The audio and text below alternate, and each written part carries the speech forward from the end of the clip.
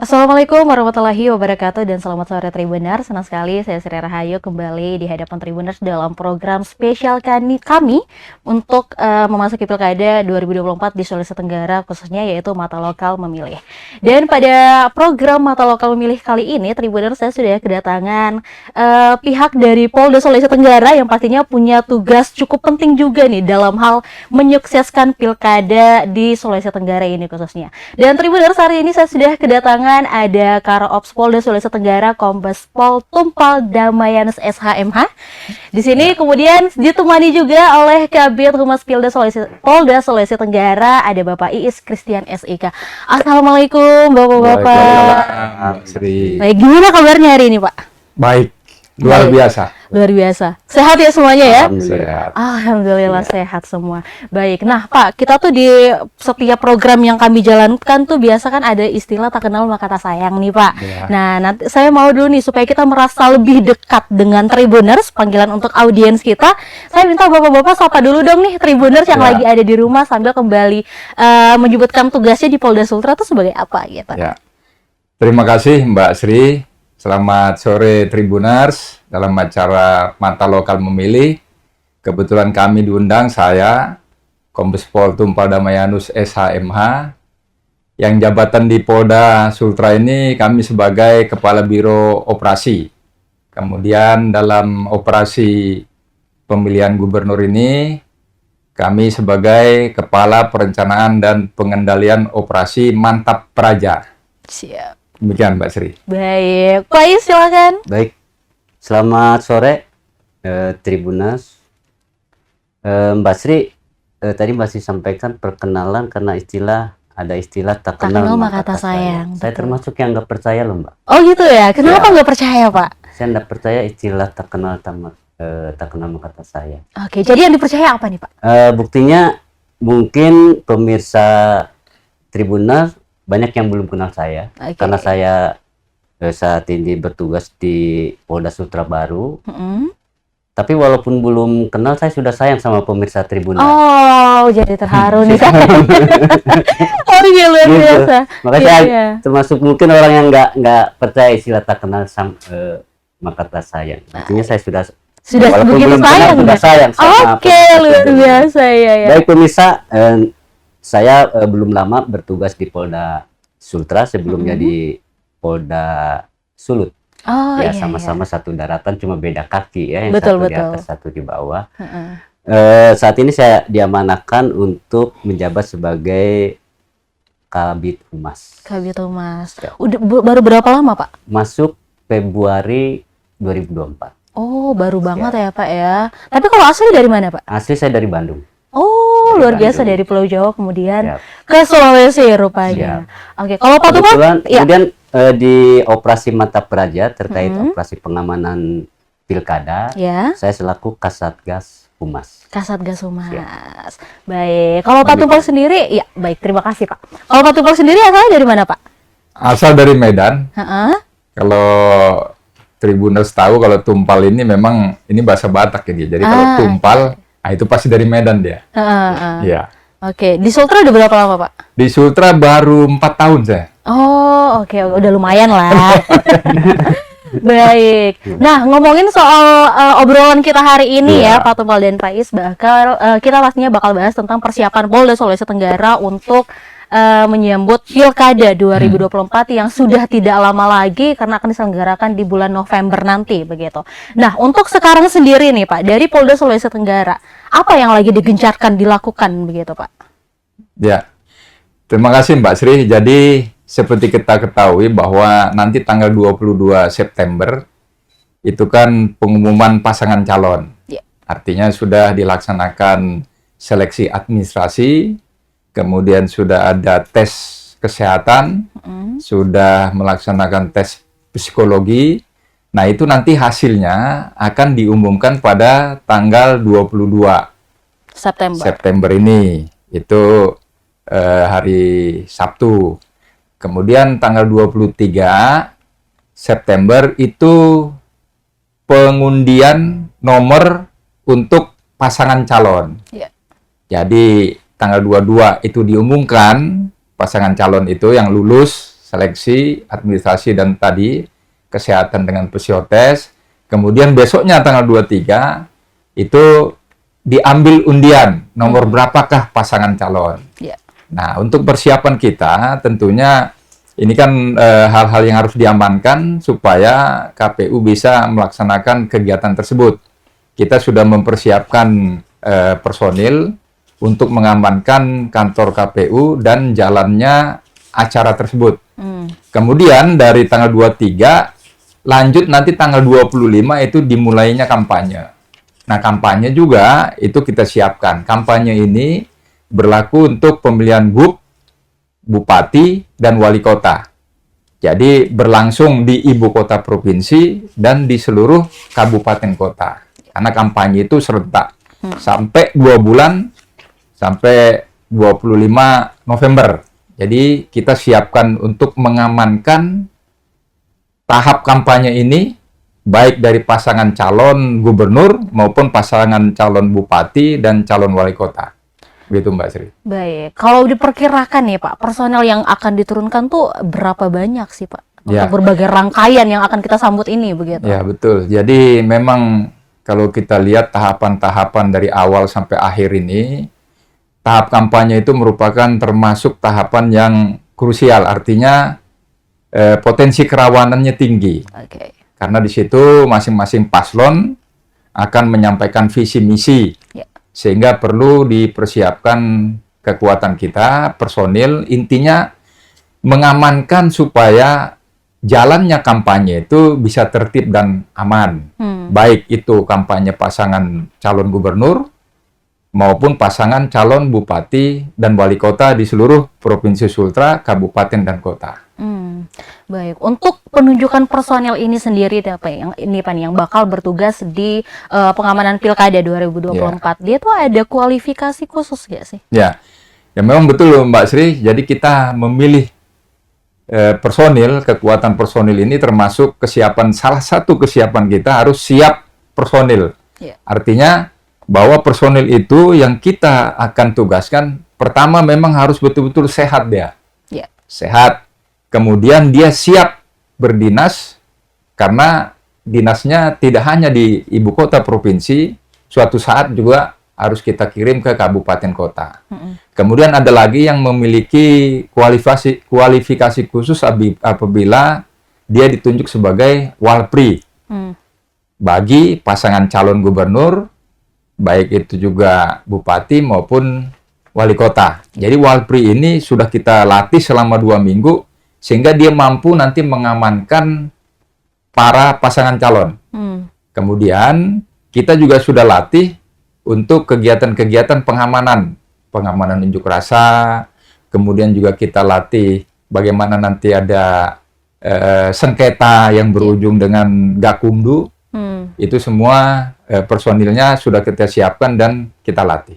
Oke, pelatihan-pelatihan yang diberikan sendiri Pak, itu seperti apa saja kepada personelnya? Ya, jadi pelatihan-pelatihan ini sebetulnya sudah kita laksanakan 1 bulan yang lalu. Jadi sebelum operasi ini dimulai, kita laksanakan latihannya itu dalam tahap latihan pra-operasi. Jadi latihannya bisa, narasumbernya bisa internal, kemudian juga bisa eksternal. Kalau internal biasanya kita sampaikan kepada direktur operasional yang berhubungan dengan penugasan. Kemudian untuk yang eksternal biasanya kita meminta narasumber dari KPU, kemudian narasumber dari Bawaslu.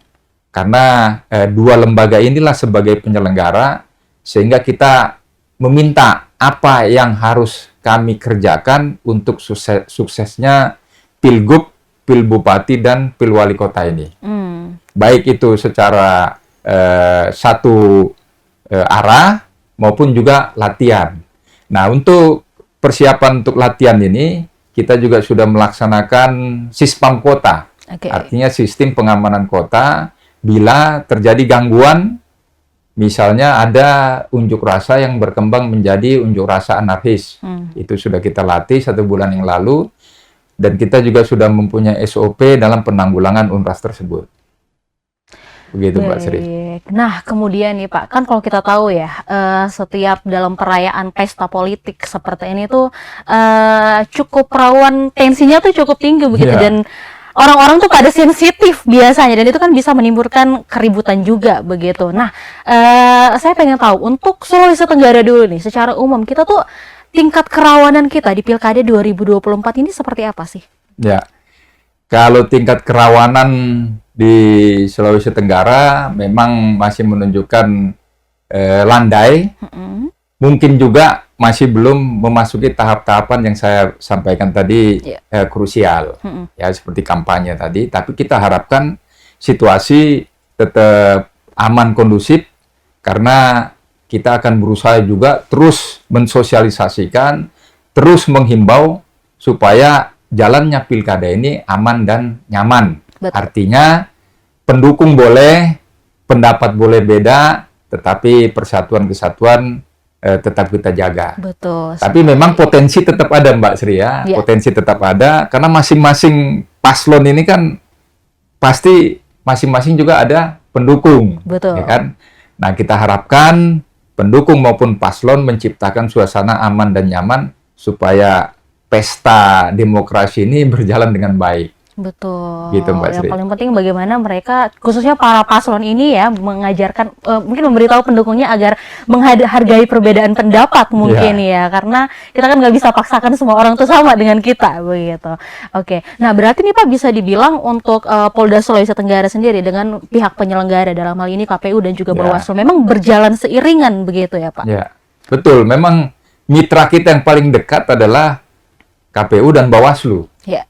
Jadi intinya KPU Bawaslu sebagai penyelenggara pilkada, kita mengamankan supaya penyelenggaraan yang dilaksanakan oleh KPU dan Bawaslu atau pengawasnya bisa berjalan dengan baik. Betul. Memang harus kompak.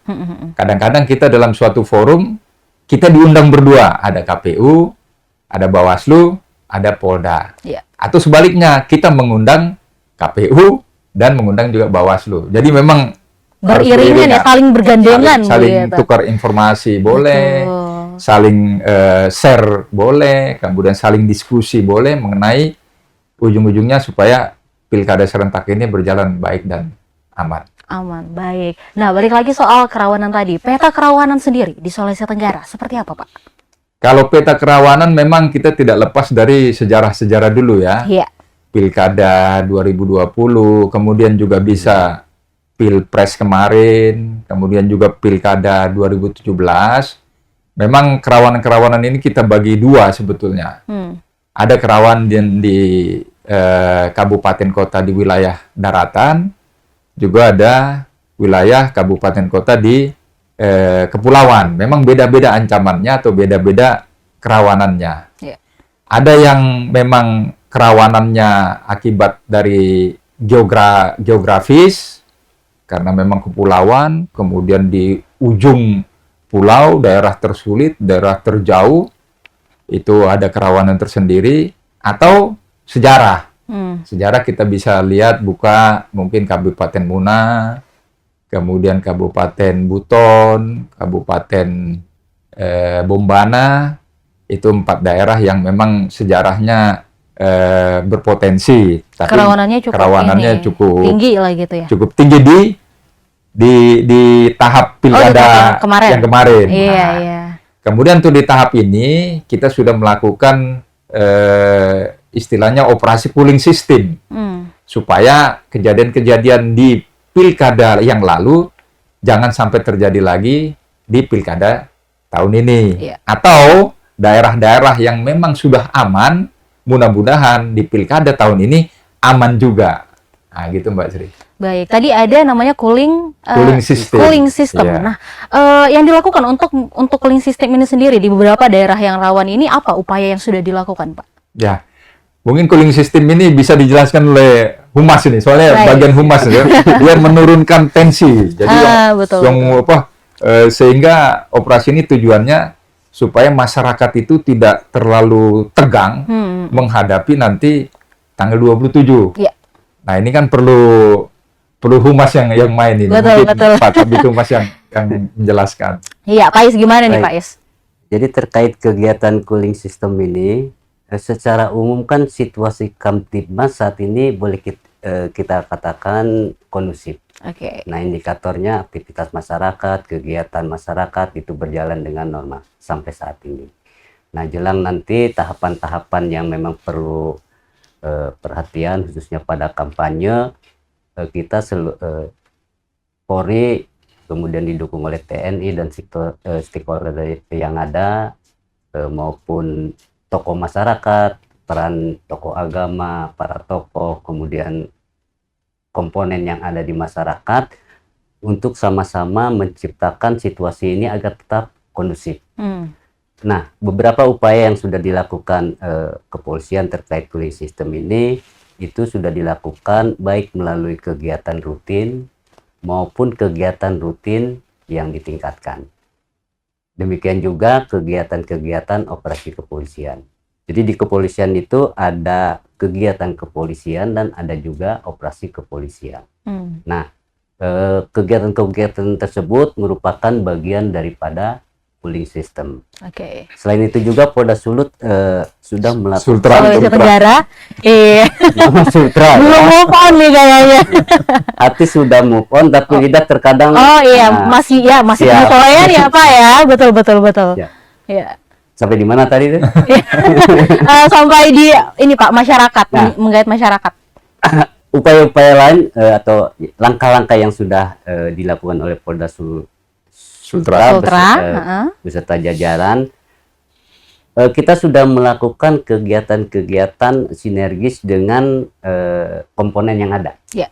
Contohnya beberapa waktu lalu kita mengadakan deklarasi para tokoh. Jadi seluruh tokoh yang ada kita bikin sepakat komitmen yang sama untuk menciptakan situasi pilkada yang damai.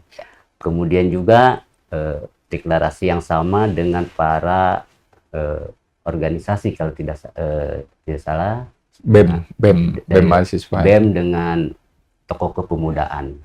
Nah, itu adalah bagian-bagian kegiatan yang merupakan cooling system untuk menjaga nih situasi yang kondisif ini tetap terjaga sampai nanti tahapan pilkada berlangsung. Baik, berarti memang pendekatan-pendekatan ya Pak ya dengan masyarakat, entah itu mungkin tokoh masyarakat ataupun bahkan sampai ke mahasiswa, BEM-BEM khususnya ya. Dari mahasiswa itu juga bagaimana dirangkul agar sama-sama ikut menciptakan pilkada yang damai di Sulawesi Tenggara pastinya.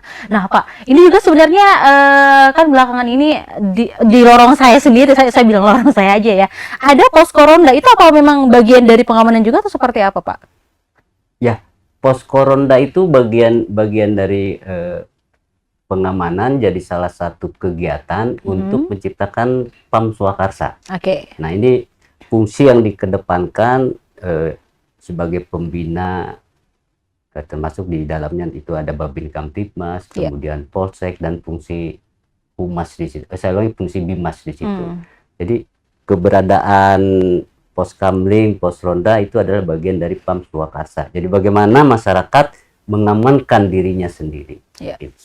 Oh oke. Pokoknya memang tingkatannya itu dari yang paling atas sampai yang paling bawah semuanya sama-sama ya Pak ya. Kita bergerak begitu untuk menciptakan keamanan di lingkungan kita masing-masing begitu. Baik. Nah, pada tahapan pilkada nih kan sudah melalui berbagai macam pesta demokrasi ya Pak ya. Kita sudah sampai di saat ini begitu. Tahapan mana sih Pak yang mungkin bisa dinilai cukup rawan begitu dalam setiap pelaksanaan pilkada? Kalau dilihat dari intensitas pengumpulan massa, itu yang paling tinggi memang tahap kampanye ya. Karena kampanye itu kan dihadiri oleh pendukung, massa, kemudian tahap yang pengumpulan massa juga tahap pencoblosan. Karena juga masyarakat pemilih dia akan berkumpul di suatu tempat dan akan memberikan suaranya. Mungkin itu Mbak Sri yang tahap kampanye dan tahap pencoblosan. Karena memang mengundang banyak orang. Nah itu. Oke. Nah, kalau misalkan untuk menemukan hal-hal yang bisa dibilang mungkin pelanggaran atau mungkin misalkan kampanye ada kericuhan dan lain sebagainya, itu tindakan dari kepolisian tuh seperti apa, Pak? Mungkin ini biar Ya, bisa jadi gambaran juga ke masyarakat gitu. ya. Sebetulnya di sini ada dua tugas, tugas polisional dan tugas Bawaslu. Oke. Jadi kalau pelanggaran pemilunya itu yang harus hadir di situ adalah Bawaslu. Jadi kemungkinan kegiatan seluruh kampanye dimanapun pasti ada dari pengawas, dalam hal ini Bawaslu. Ya. Itu untuk melihat pelanggaran pemilu. Kemudian untuk pelanggaran tindak pidananya itu jelas itu wewenang dan tugas pokok Polri. Betul. Nah, jadi nanti begitu ada pelanggaran, kita akan kaji dulu ini pelanggaran pidana, ketertiban, atau pelanggaran pidana pemilu. Jadi baru bisa kita bagi-bagi, oh ini wewenangnya polisi, ini wewenangnya Bawaslu. Oke. Setiap ada kegiatan, pasti ada pengawas Bawaslu dan Polri-nya. Baik, tetap ada sinergi tadi Sinergitas, antara ya. pihak Bawaslu yang dalam hal ini juga pengawasan untuk penyelenggaraan pemilu dan juga untuk pidana adalah bagiannya dari kepolisian. Kepolisian, Gitu. ya. Baik. Nah, kemudian nih Pak, isu-isu strategis nih Pak mungkin yang perlu menjadi perhatian kita bersama dalam pilkada ini. Mungkin bisa dijelaskan nih Pak. Iya. Kalau isu ini kan sebetulnya tidak akan menjadi viral kalau tidak ada medsos toh. Iya, Nah, betul. medsos atau hoak mungkin Pak Kabid Humas Iya. yang menerangkan ini. Baik, Karena baik. isunya kan kalau kita diantar berdua aja isu kan tidak berkembang itu. Betul. Tetapi kalau sudah Di media dimasukkan ke sosial, medsos, iya, viral jadinya Iya, wah, itu. kemana-mana nih. Nah, mungkin Gimana? Pak Ya, Kabid ini. betul-betul gimana Mas? Ya udah bicara media sosial ya. Iya. Sebelumnya kami sampaikan juga bahwa fungsi kehumasan dalam hal ini Bid Humas yang melaksanakan fungsi kepolisian kehumasan di lingkungan Polda dalam operasi Mantap Praja 2024 pilkada ini adalah sebagai Satgas Humas. Oke. Oke. Nah, dalam Satgas Humas itu meliputi peliputan di situ. Kemudian ada juga multimedia, kemudian monitoring dan pemantauan. Nah, pada kegiatan-kegiatan monitoring dan pemantauan inilah ya kami melaksanakan, kalau di dunia nyata itu patroli, nah di dunia maya juga ada patroli. Ada patroli juga Ya. rupanya. Nah, Baik. kita melihat mana-mana berita-berita yang misalnya perlu diluruskan atau itu bersifat hoax gitu, ataupun ada berita-berita yang simpang siur gitu kan. Nah, itu nanti kita patroli, kemudian kita segera mitigasi sehingga masyarakat memperoleh informasi yang valid. Ya. Nah, kesempatan ini juga sekaligus himbauan kepada masyarakat agar bijaksana dalam bermedia sosial. Hati setiap orang sekarang pegang Handphone. handphone. Betul. Jadi ketika menerima berita, jangan langsung di-share begitu. Jadi ditelah dulu sumbernya dari mana, gitu kan, valid tidak sumbernya. Tapi kalau yang tidak jelas, nah, bisa dikonfirmasi, itu Pak.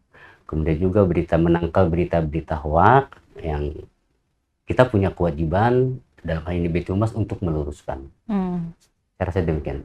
Baik, itu tadi soal berita ya, bagaimana kita sebagai pengguna media sosial yang mungkin tiap hari kita berhadapan dengan media sosial, banyak sekali media sosial sekarang dan juga banyak berita-berita dari sana begitu, dan kita juga sebagai pengguna media sosial bagaimana tentunya harus pintar-pintar memilih mana yang memang berita yang untuk kita konsumsi, mana yang berita hoax begitu. Nah, itu soal berita Pak, tapi kan biasanya juga yang menjadi masalah nih kalau misalkan ada postingan, biasanya update status yang bersifat mungkin cukup provokatif begitu Pak. Itu kayak misalkan ada, kalau misalkan kayak kita risih dengan status provokatifnya yang mungkin bisa menimbulkan kekacauan begitu. Itu kita bisa laporin juga nggak sih Pak? Ada beberapa unsur ya, terkait dengan pencemaran nama baik atau unsur-unsur yang melanggar undang-undang ITE. Ya. Krimsus ada subdit khusus yaitu subdit cyber. Jadi ketika ada hal seperti itu bisa dilaporannya ditindaklanjuti oleh cyber subdit cyber yang ada di Direktorat Krimsus. Baik, cara melapornya tuh seperti apa tuh Pak? Kira-kira masyarakat jika ingin melaporkan begitu? Laporannya seperti laporan biasa itu. Jadi ada pelayanan terpadu SPKT, nanti lapor ke SPKT seperti laporan-laporan pengaduan peristiwa lainnya. Itu sama. Ya, mungkin membawa screenshot ininya barangkali ya Pak ya, statusnya mungkin yang dianggap cukup meresahkan begitu ya. Oke, itu tadi tentang isu bagaimana di media sosial. Ada isu-isu lain juga nggak sih Pak mungkin yang perlu kita waspadai dalam pilkada ini? Ya, sebetulnya pilkada ini kan pelaksanaannya di kabupaten dan kota. Ya. Kemudian peserta pilkada adalah putra-putra terbaik. Betul. Gitu. Kemudian juga putra-putra terbaik ini kan di masing-masing kabupaten, kota dia memunculkan. Kemudian isu-isunya yang memang yang paling krusial, saya mohon jangan terpancing ada isu-isu atau selebaran atau posting-posting yang berbau sara. Kalau sudah berbau sara ini sangat sulit kita untuk meredam, apalagi sudah meluas, itu tentunya sangat sulit untuk segera memadamkan. Artinya lebih baik apabila ada isu, kemudian ada hoaks, silakan melaporkan ke Subdit Cyber di Polda beserta dengan screenshot dan websitenya. Itu akan dipatroli oleh cyber dan kemungkinan kita akan menindaklanjuti. Jadi untuk isu-isu yang paling rawan memang saat ini yang berbau-bau sara. Karena itu isu yang sangat cukup sensitif gitu loh. Ya, itu perlu diwaspadai dan kita perlu hati-hati supaya isu ini tidak menjadi melebar. Kalau melebar itu merugikan kita semua dan Provinsi Sultra yang harusnya bergembira di dalam pilkada ini. Betul. Gitu Mbak Sri. Baik, tentunya harus demokrasi kan gembira. Iya. Harus gembira. Pastinya kita harus sama-sama menjaga ya Pak ya. Dan mungkin ya itu tadi isu sara yang sebenarnya cukup sensitif juga di masyarakat. Karena gimana ya? Karena ini hal yang dekat begitu dengan kita, dan ketika itu kalau sudah ada orang-orang yang ingin memainkan isu tersebut itu cukup berbahaya begitu. Jadi kita juga sebagai masyarakat mungkin yang cukup takut ini bisa membuat perpecahan, bisa langsung melaporkan ya Pak ya tadi. Pelaporannya seperti pelaporan biasa aja dan yang dibawa cukup bukti yang menunjukkan bahwa ada isu-isu begitu yang berkembang begitu. Oke, mungkin kita jeda dulu ya Pak Is dan Pak Tumpal, dan juga buat Tribuners jangan kemana-mana, kita buka kembali setelah yang satu ini.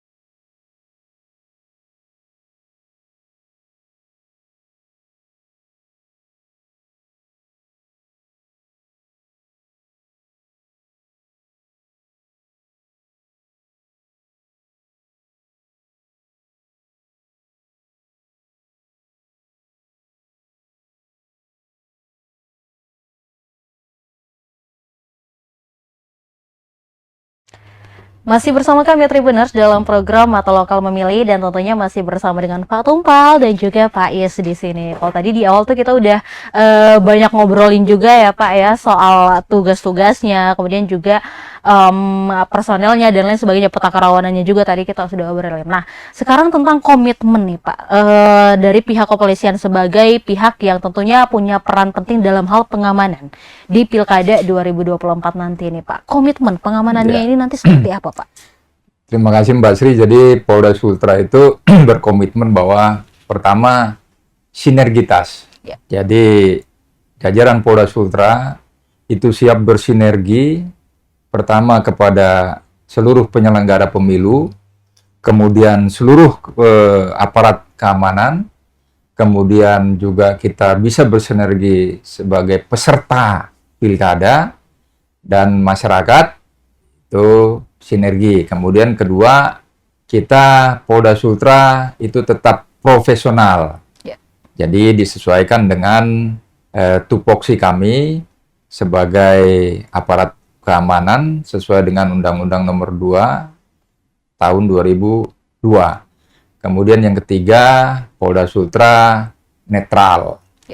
Ya, netral artinya betul-betul kita tugasnya hanya mengamankan, tidak ikut campur dalam pesta demokrasi.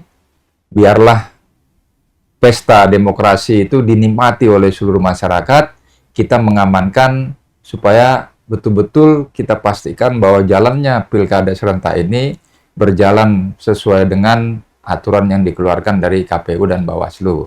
Dan terakhir, tentunya dalam seluruh melaksanakan tugas, Polda Sultra ini tetap menjunjung tinggi hak asasi manusia dan humanis. Nah, demikian Mbak Sri. Baik. Nah, dalam beberapa statement yang sempat dikeluarkan oleh Polda Sulawesi Tenggara adalah untuk pilkada di tahun 2024 ini tentunya akan meningkatkan lagi keamanan. Peningkatan yang seperti apa nih Pak yang dimaksud? Ya, tentunya ini peningkatan baik jumlah personil maupun peralatan sehingga antisipasi kejadian-kejadian yang pernah terjadi di pemilu atau pilkada sebelumnya kita bisa minimalisir. Artinya kegiatan-kegiatan baik kemampuan personil maupun kemampuan sarana prasarana kita tingkatkan supaya kejadian-kejadian yang kita alami sebelumnya itu minimal kita bisa minimalisir atau mudah-mudahan kita bisa hilangkan. Sehingga pelaksanaan ini tidak terkendala oleh pengalaman-pengalaman yang lalu. Iya, baik. Nah, tentunya dari pengalaman, tentunya selalu belajar dari pengalaman ya Pak ya. Jadi kalau misalkan yang kemarin masih ada yang kurang, nah dibenahi, ditingkatkan di tahun ini apa yang menjadi kekurangan begitu. Nah, Pak tadi sempat disinggung terkait komitmen adalah soal netralitas. Netralitas. Bagaimana nih Pak dari Polda Sultra sendiri untuk menerapkan netralitas di personil ini seperti apa? Jadi selama ini kita juga mengarahkan kepada anggota, kita tidak melarang bahwa mungkin ada keluarga kita yang mencalonkan.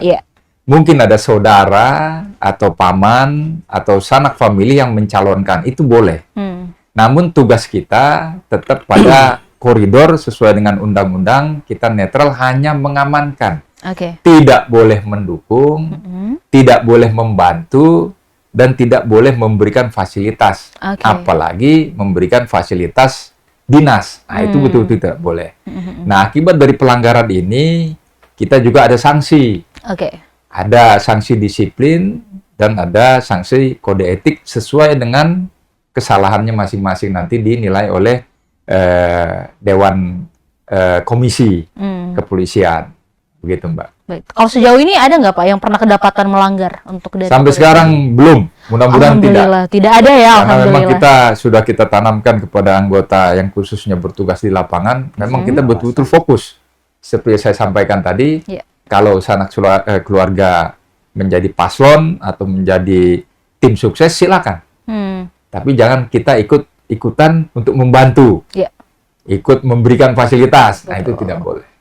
Baik, pokoknya ya namanya netralitas ya, even itu mungkin keluarganya kita, ya pasti dalam hati mungkin kita mendukung, tapi kita tetap harus pikirkan profesionalitas kita, begitu. Bagaimana tetap menjaga netralitas sebagai orang yang juga mendapatkan peran dalam penyelenggaraan pilkada, begitu. Nah, kemarin juga Pak nih, sempat ada arahan kan dari Presiden Republik Indonesia, Bapak Jokowi terkait pilkada ini, khususnya untuk Polri sendiri, bahwa tidak boleh ikut-ikutan pilkada politik, tapi harus tahu masalah politik. Nah, itu seperti apa penerapannya kalau di Polda Sultra? Ya, jadi memang kita tidak boleh ikut-ikutan politik, tapi harus tahu. Tidak boleh ikut-ikutan politik seperti saya sampaikan, harus netral. Jangan ikut-ikut, wah ini mendukung sana, mendukung sini. Tahu, berarti kita tahu pertama, yang jelas-jelas saja ya, tahu politik. Oh, berarti ini tahapan apa ini sekarang? Gitu. Oh, besok tanggal 22 pengumuman, tanggal 23 pengundian nomor paslon, kemudian yang selanjutnya tahapan kampanye. Ah, itu kita harus tahu. Kemudian potensi-potensinya apa? Kita harus tahu juga. Kemudian cara bagaimana menanggulangi potensi kerawanan itu kita harus tahu juga. Nah, itu yang disampaikan oleh Bapak Presiden. Kemudian kan kita juga ada ini Mbak Sri, ada indikator keberhasilan. Ya. Jadi indikator keberhasilan kita pertama pelaksanaan pilkada aman, tertib dan lancar. Kedua partisipasi, partisipasi pemilih supaya meningkat, kan gitu. 3, tidak terjadi konflik yang berujung kerusuhan.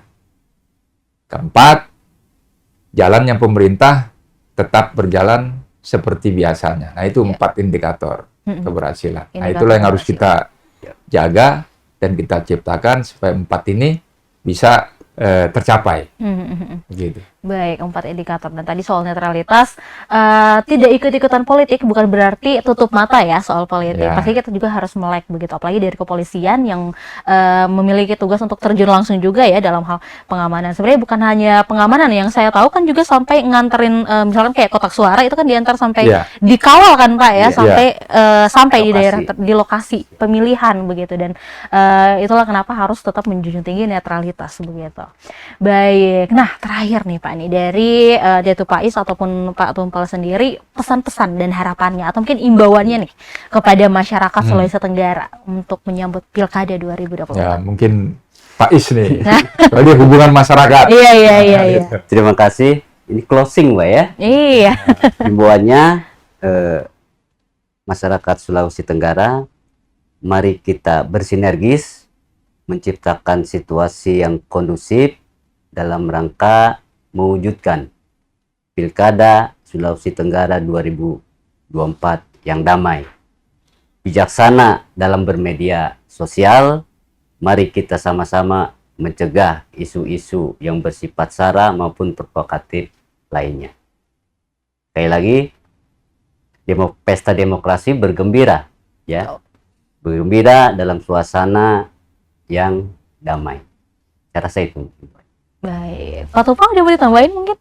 Ya, sebetulnya kita aparat ini juga senang melihat masyarakat itu berkampanye, mengajukan yel-yel. Kita juga suka itu. Iya, seru ya Pak ya. Kemudian pulang kalau perlu pulang antara kampanye A, kampanye B, pulang ngopi bersama. Nah. Betul. Jadi kampanye A di sini, kampanye B di sini, wah silakanlah bergembira dengan yel-yel, mungkin dengan tepuk tangan, atau dengan jargon-jargon, atau dengan spanduk-spanduk, silakan. Tapi begitu pulang, ayo mari kita ngopi di warkop dan lain sebagainya. Nah, terus juga saya sendiri senang melihat kalau partisipasi pemilih itu banyak gitu loh. Karena memang masyarakatlah yang menentukan nanti siapa calon yang dia pilih untuk menentukan masa depan kabupaten kota, masa depan provinsi ini 5 tahun mendatang ke depan. Nah, itu kita juga bergembira, aman.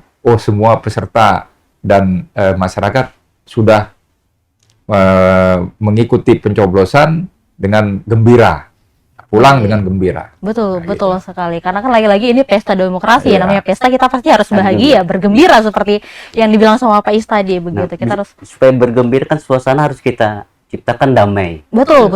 Suasana harus kita ciptakan kondusif. Betul sekali. Jadi kita sama-sama menjaga kondusivitas kita sendiri begitu di lingkungan kita. Pilihan boleh beda, tapi rasa persatuan itu tetap harus dijaga pastinya. Oke, luar biasa ngobrol-ngobrol kita hari ini ya, pastinya bersama Pak Is dan juga Pak Tumpal. Terima kasih banyak Bapak-bapak sudah menyempatkan hadir tentunya di Tribun News Ultra pada hari ini, memberikan imbauan kepada masyarakat, tentunya juga memberikan informasi-informasi yang perlu menjadi perhatian dalam penyelenggaraan Pilkada mendatang. Semoga apa yang menjadi obrolan kita hari ini bisa diterima dengan baik oleh Tribuners dimanapun Anda berada dan juga bisa bermanfaat pastinya. Baik, nah sebelum saya tutup nih Pak, kita tuh biasa kalau tutup program tuh ada slogannya Pak. Kalau saya bilang Tribun, nanti kita sama-sama bilang mata lokal menjangkau Indonesia. Oke, bisa ya Pak ya, mata lokal menjangkau Indonesia. Perlu gladi? Kita gladi dulu deh, boleh kita gladi. Saya coba gladi dulu ya Pak ya. Oke, Tribun, mata lokal menjangkau Indonesia. Oke, udah bisa ya Pak ya? Baik, mata lokal, Mbak yang bilang. Saya bilang Tribun, kita sama-sama bilang Mata lokal menjangkau Indonesia. Oke, saya mulai ya Pak ya. Oke. Oke, Tribun Mata lokal menjangkau Indonesia. Terima kasih Tribuners.